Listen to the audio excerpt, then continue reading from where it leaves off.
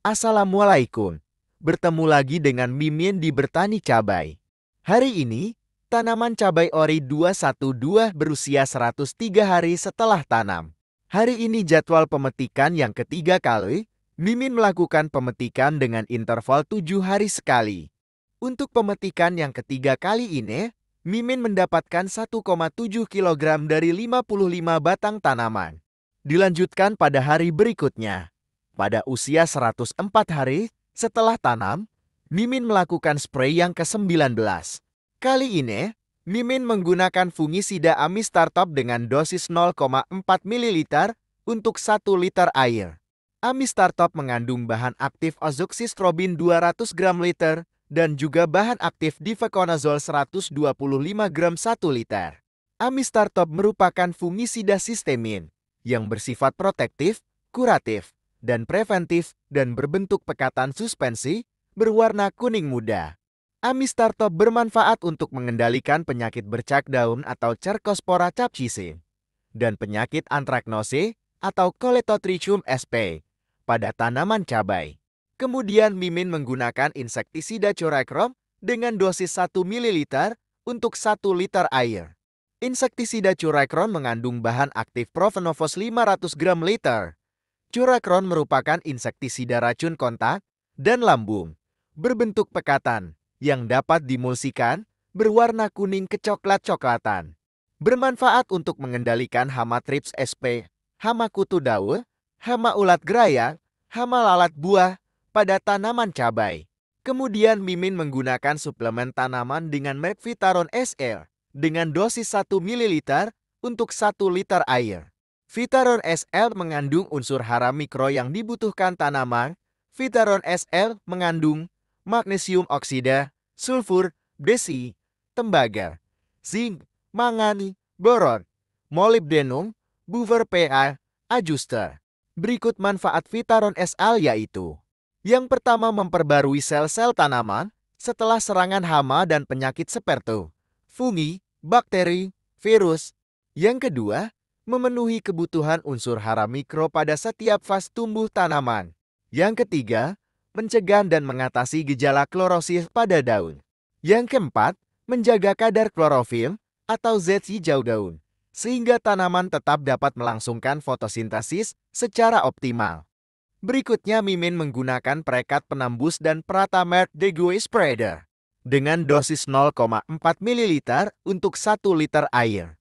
Degue Spreader memiliki bahan aktif alkylphenol ethoxylate succinylchester sulfonic acid sodium. Kegunaannya untuk meningkatkan penetrasi atau daya tembus pestisida hingga 20%. Kemudian dikocok hingga merata hingga siap untuk penyepraian. Spray merata ke seluruh bagian tanaman. Kali ini kita akan membahas mengenal jenis-jenis pupuk kalsium mana yang cocok. Dilansir dari Bumi Kita, EDI, untuk jenis-jenis pupuk kalsium adalah: yang pertama, kalsium nitrat Ce, merupakan bentuk kalsium larut air. Ada dua tipe kalsium nitrat, yaitu kalsium nitrat anhidrat dan kalsium nitrat tetrahidrat. Yang anhidrat adalah bentuk murni yang tidak mengandung molekul H2O atau air, penggunaannya untuk berbagai industri. Sedangkan yang tetrahidrat mengandung 4 molekul H2O atau air yang menyatu dengan kalsium nitrat berbentuk kristal. Jenis inilah yang lebih cocok dipakai untuk pupuk. Kok ada kandungan airnya ya? Iya, karena senyawa murni itu sangat bernafsu menarik air untuk diikat, dan hidup bersamanya menjadi keluarga yang harmonis dan lebih stabil. Selain menyediakan unsur kalsium, juga menyediakan unsur nitrogen dalam bentuk nitrat. Terdiri dari beragam bentuk, yaitu granul, tepung kristal, maupun kepingan flake yang berwarna putih, agak jernih, cepat dan mudah larut dalam air. Mempunyai kisaran pH 6 hingga 7 atau cenderung netral. Komposisi unsur nitrogen dalam bentuk nitrat dengan kalsium cukup variatif yang ada di pasaran. Dan umumnya 15% nitrogen dalam bentuk nitrat dan 26% kalsium dalam bentuk kalsium oksida. Kelebihan dari kalsium nitrat diantaranya: yang pertama, sangat cepat diserap tanaman. Yang kedua, mengatasi masalah defisiensi kalsium pada titik-titik tumbuh bagian atas atau tunas. Yang ketiga, cocok digunakan pada tanaman-tanaman kera atau tanaman buah menahun dengan cara aplikasi doliar atau penyemprotan daun. Berikut kekurangan kalsium nitrat di antaranya. Yang pertama, bersifat higroskopis atau menarik air, sehingga dalam penggunaannya tidak boleh melebihi konsentrasi yang dianjurkan. Karena sifatnya higroskopis, aplikasi saat cuaca panas atau banyak angin bisa mempercepat pengkristalan pada permukaan daun, sehingga berpotensi menarik cairan sel keluar atau plasmolisit. Efeknya daun mengering di beberapa bagian, umumnya di tepian. Yang kedua, kalsium amonium nitrat CaA merupakan bentuk kalsium kristalin larut air dan penyempurnaan dari pupuk kalsium nitrat dibuat dari penggabungan kalsium oksida dengan amonium nitrat, sehingga sifat higroskopis bisa dikurangi. Tersedia di pasaran dalam bentuk granul maupun tepung kristal berwarna putih, mudah larut dalam air namun tidak secepat kalsium nitrat. Mempunyai kisaran pH 5 hingga 7, tergantung komposisinya. Komposisi nitrogen berupa nitrat dan amonium dengan kalsium cukup variatif di pasaran, namun umumnya memiliki komposisi 27% nitrogen yang terbagi atas 13,5% nitrogen nitrat dan 13,5% nitrogen dalam bentuk amonium, dan 12% kalsium oksida yang 6% kalsium. Kelebihan dari kalsium amonium nitrat di antaranya. Yang pertama, cukup cepat terserap oleh tanaman. Yang kedua, dapat digunakan pada fase pertumbuhan melalui aplikasi doliar atau penyemprotan daun maupun ditaburkan pada area perakaran. Untuk merangsang pertumbuhan sekaligus memperkuat figur tanaman muda. Yang ketiga, mengatasi masalah defisiensi kalsium pada titik-titik tumbuh bagian atas atau tunas maupun bagian bawah atau akar. Kekurangan kalsium amonium nitrat di antaranya. Yang pertama, jika diaplikasikan pada perakaran, mudah tercuci oleh air hujan, sehingga sebaiknya diaplikasikan saat musim kering sebagai kocoran. Yang kedua, sama halnya dengan kalsium nitrat, bersifat higroskopis jika diaplikasikan pada daun, sehingga dosis atau konsentrasinya tidak boleh melebihi anjuran.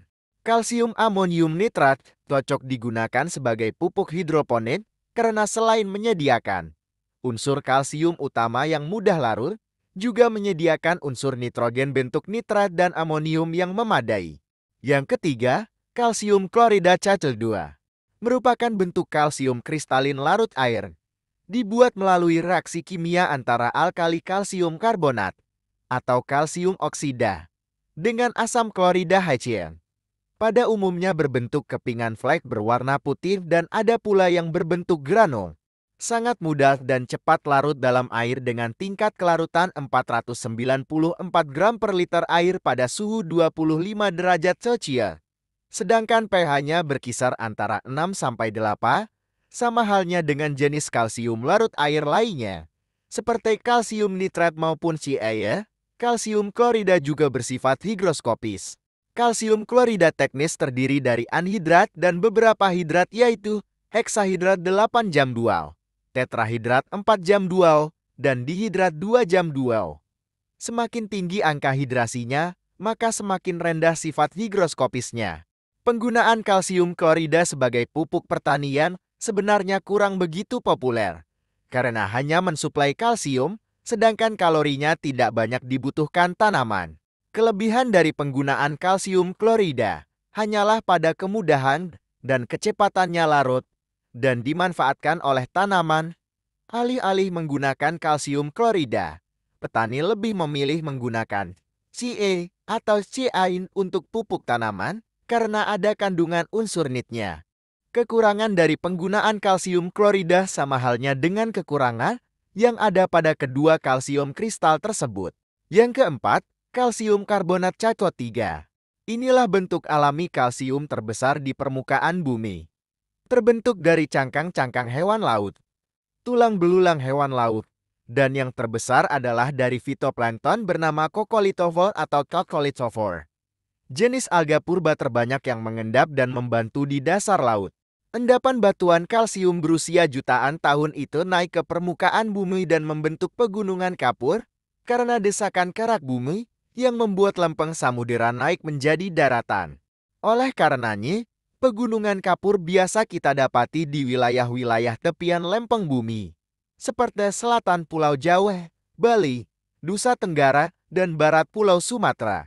Untuk menjadikannya pupuk, batuan kalsium itu harus melalui proses pemurnian dan pengepungan menjadi partikel-partikel yang sangat halus. Kelebihan dari kalsium karbonat di antaranya. Yang pertama, memiliki kisaran pH tinggi yaitu 8 hingga 9 alkali, sehingga bisa menjadi penyeimbang pH pada tanah asam serta permukaan tanaman yang terlapisi lapisan asam dari air hujan. Yang kedua, dengan daya larut rendah justru terserap oleh tanaman secara slow release atau perlahan, sesuai kebutuhan tanaman, sehingga sel-sel tanaman tidak terlalu kenyang oleh kalsium. Yang ketiga, selain sebagai sumber unsur hara kalsium, aplikasi kalsium karbonat pada daun terbukti mampu menghambat inkubasi jamur patogen karena pH-nya yang alkalis, plus kemampuannya menyerap kelembaban udara. Yang keempat, tidak bersifat higroskopis, sehingga tak perlu khawatir tanaman akan mengalami plasmolisis jika diaplikasikan melebihi dosis anjuran. Yang kelima, aman diaplikasikan baik pada musim hujan maupun kemarau. Yang keenam, cocok dikombinasi dengan fungisida tembaga untuk mengurangi fitotoksisitas tembaga. Yang ketujuh, bisa mereduksi mengerem pertumbuhan tanaman yang terlalu vigor akibat kelebihan nitrogen dan mengeraskan sel-sel tanaman. Kekurangan kalsium karbonat di antaranya. Yang pertama, tingkat kelarutan dalam air sangat rendah. Hanya 0,013 gram 1 liter air pada suhu 25 derajat C. Meski demikian, kelarutan ini akan meningkat pada cairan asam. Yang kedua, tidak cocok dikombinasi dengan aplikasi pestisida yang berbentuk larutan SP, SN, WSK. Yang ketiga, hanya menyediakan satu unsur hara yaitu kalsium. Yang ketiga, kurang cocok untuk tanaman fase vegetatif awal. Yang kelima, kalsium sulfat. Kalsium sulfat adalah hasil reaksi antara alkali kalsium karbonat atau oksida asam sulfat. Bisa juga merupakan hasil samping dari pembuatan superfosfat misalnya SP36 dan TSP. Saat berbentuk tepung, kalsium sulfat adalah senyawa anhidrat atau tidak mengandung air.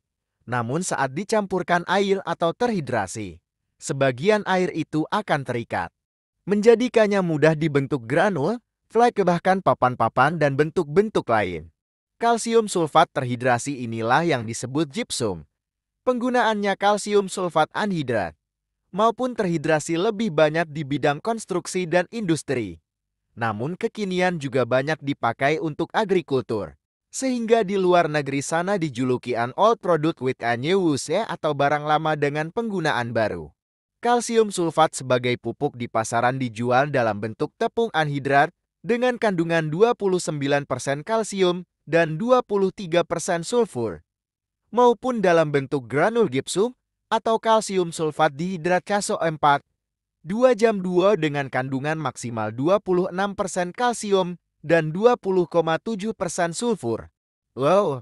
Jadi plafon rumah dan patung yang dari gypsum itu bisa bermanfaat untuk pertanian juga ya kalau dibikin tepung dulu.